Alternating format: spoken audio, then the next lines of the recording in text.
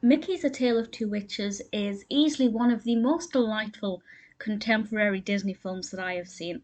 Now, when I say film, it is barely feature length. I think it's just over 40 minutes, but it's a decent length, and it takes, a good amount of time setting us, giving us a chance to know what's going on, and then obviously launching into some problems that the characters have to face.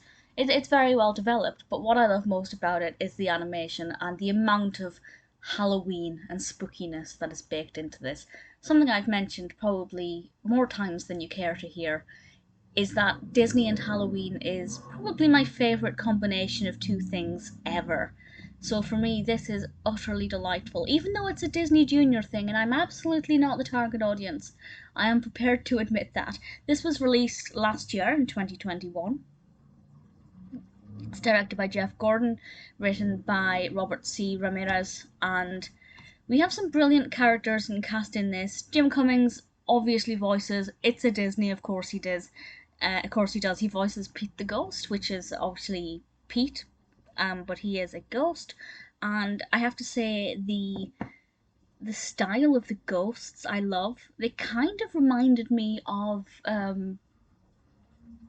oh, Stinky Fatso and Stretch. Is that what they called? The ghosts from Casper?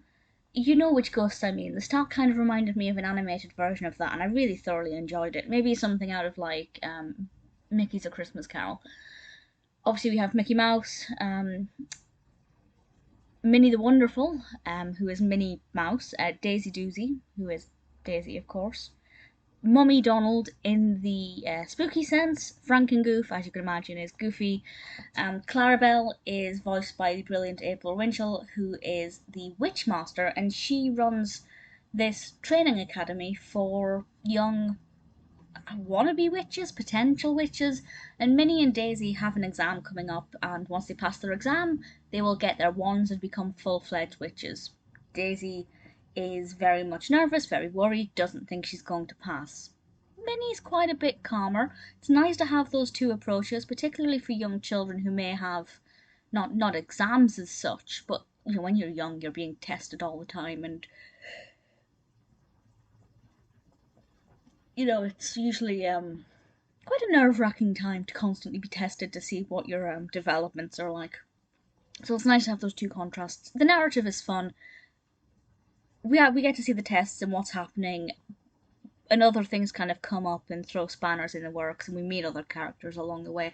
I'm not going to say too much about any of that because I don't want to spoil it, and that's something that I found really pleasing, is that even though this is a Disney Junior film, and while I like watching Mickey Disney Junior things because they're easy and fun, a lot of them are not overly complicated. But this one, while it's not complicated to follow, absolutely not, it's actually quite well developed and a bit more intricate than I was expecting.